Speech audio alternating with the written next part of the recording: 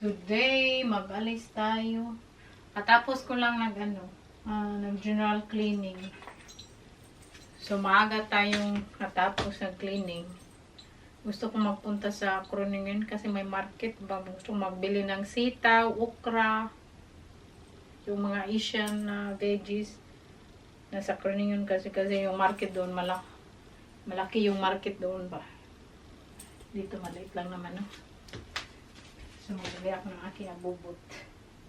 Para magpunta tayo doon. Si Saki, sa opisina siya nagtrabaho. Maglakad-lakad.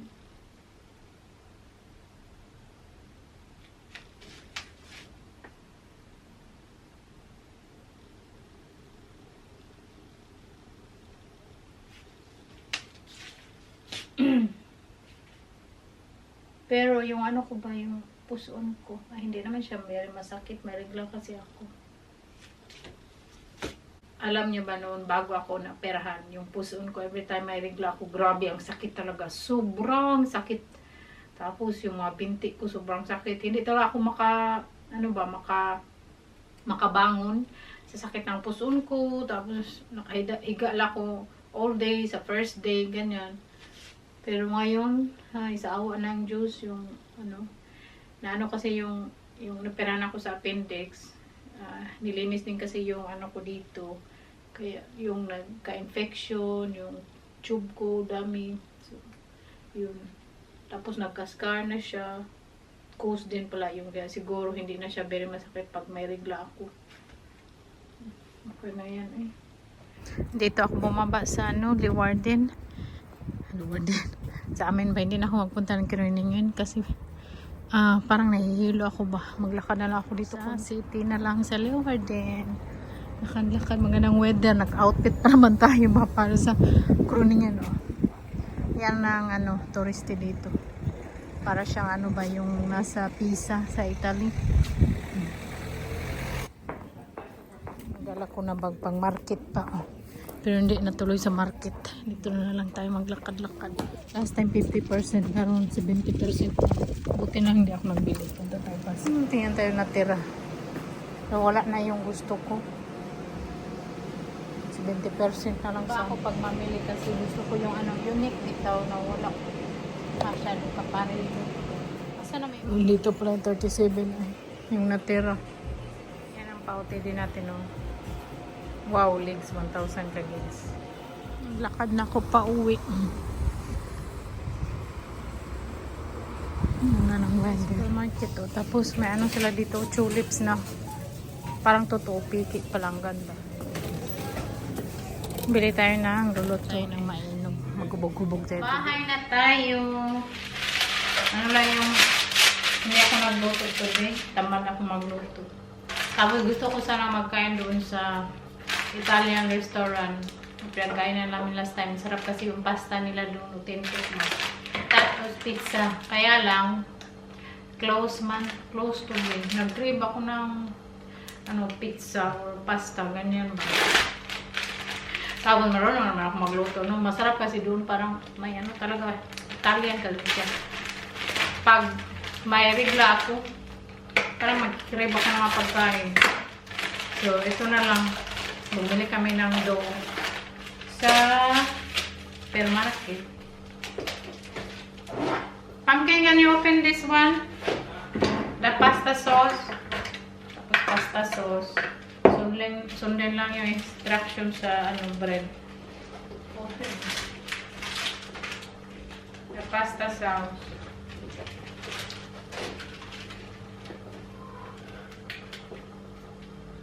Pasta sauce traditionale. Yeah. Wow.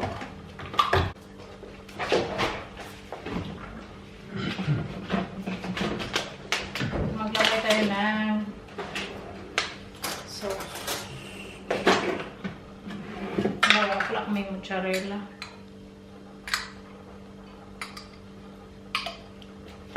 I forgot to buy mozzarella. What's gonna be mozzarella? Mozzarella. Yung sa Netherlands mozzarella.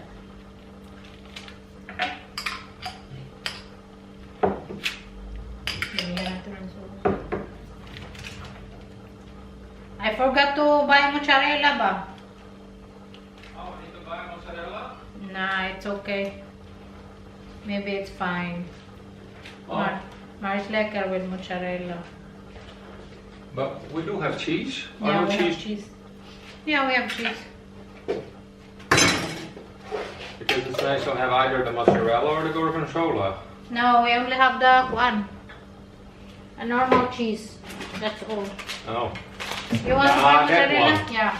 Nah, that one is okay, right? Okay. Yeah. I like that one. Lagyan na lang natin. Pero gusto ko yung ano, strong flavor ba.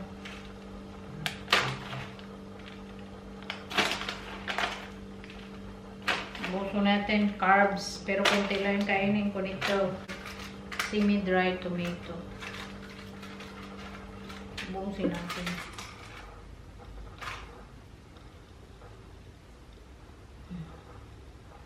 Tomato, madami pang tomato. Oh, siya ako.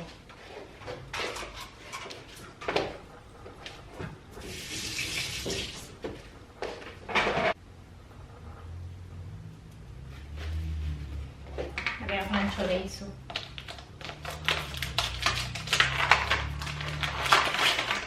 Dali na ba kay luluto na ako. Kaya naguguluhan ako ba?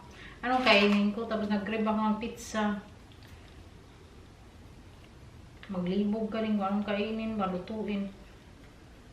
Tapos this past few days, luto ng luto ako. Tinaman na ako ngayon eh. Gusto ko maraming chorizo. Parang sarap ng chorizo. Gusto ko maraming. Tapos lagyan ko pa ng ham. Pasok na natin to kaya overloaded.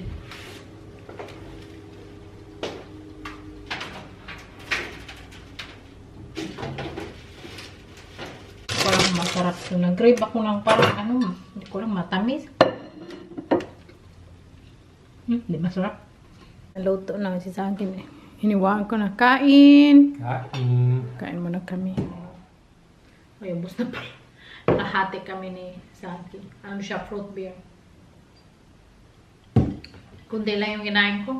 Very, very kunti lang. Saki, inubos niya. Hindi man kasi masarap yun eh. Yung toppings lang yung kinain ko. Tapos, ano siya, parang Japanese na. Mani.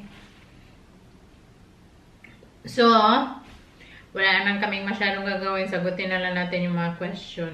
Pala tayo question. Gusto ko pong i-shout out ng happy birthday si Ma'am Marilyn. Kasi nag-chat yung anak niya na nasa ibang bansa. Sa UK daw po siya katira sa Tracy Gargaziran. Tapos mag-birthday yung mama niya ng 70th birthday. So, happy birthday po Ma'am Marilyn. Enjoy your big day. Tapos maraming salamat po sa panonood lagi. At ang wish ko po sa birthday nyo is always lang po good health. Kaya thank you po lagi. And my question dito, just asking kung bihira lang kayo magkaroon ng work sa Netherlands. I mean, ang off o job mo, pag-retire kayo. Pag-retire, may matanggap pa kayo na pension ka. Airmicro 6522. Shoutout po, ma'am. Kung may trabaho ka dito, mas okay. Tapos kung wala kang trabaho, may pension ka pwede makuha kasi dalawang pension dito sa Netherlands. Yung pension sa trabaho mo, yung banks natin ay, tapos yung state pension, yung pension ng gobyerno. So, dalawa. Kahit wala kang trabaho, may matanggap ka pa din ng isang pension. Pero mas mabuti, syempre, dalawa, no? Kung may trabaho ka.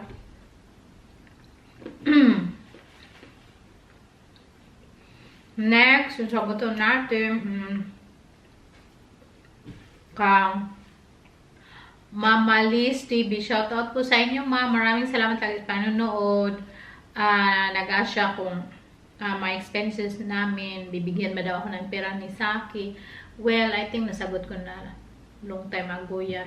Ano po kami ni Saki, sa budget ito sa bahay, ako ang nag-budget kasi yung card niya sa akin, di ba? Ganyan naman talaga may yung asawa. Pero, yung card niya nasa akin pero hindi ko yan ginagamit for my shopping. Mga shopping na binibili ko, sariling pera ko po yan. Tapos, yung expenses dito sa bahay, lahat. Wala akong babayaran siya lahat. Lahat sa pagkain, lahat. Yung, sa akin lang talaga is yung mga, like personal, yung personal, yung ano ko, yung mga, you know, yung mga, gamit natin mga cream sa mukha, lahat para yung mga shopping ko, tapos mga cream ko, magbili ako ng uli, ganyan, basta gamit ko sa katawan ko, damit yan, basta sa akin yan, hindi yan magbibigay sa akin, or unless birthday ko, mga occasion, bibigyan niya ako yung ganyan, pera pang bili ng, syempre, gift, ganyan. Pero apart from that, hindi ko yan siya nabibigay. Tapos, kung nasa Pinas kami ni Saki, yung bibilhin lang ni Saki is ticket ko. Tapos ticket niya, always naman yan siya nagbabayad sa ticket. Tapos kung nasa Pinas kami, sariling pera ko yung ginagamit or unless pwede siyang magbayad ng credit card.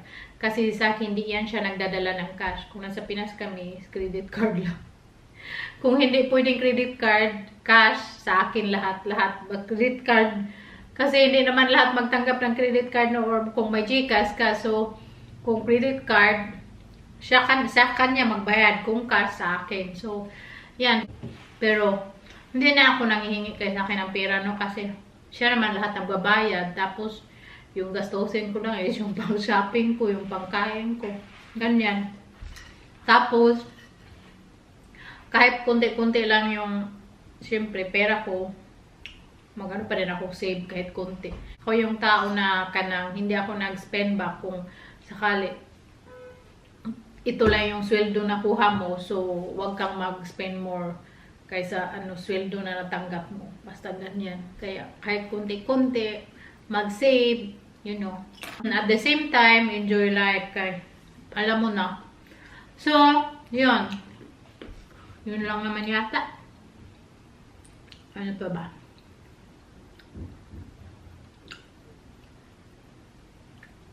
Wala na. Yun lang. At maraming salamat lagi sa inyong lahat para nood. At once again, happy birthday po Mama Marilyn, and God bless you all to your entire family. So, yun na siguro yung ipa-vlog today. Kaya wala na magawa pa. Kaya tayo mag-isa kayo sa humayos naman.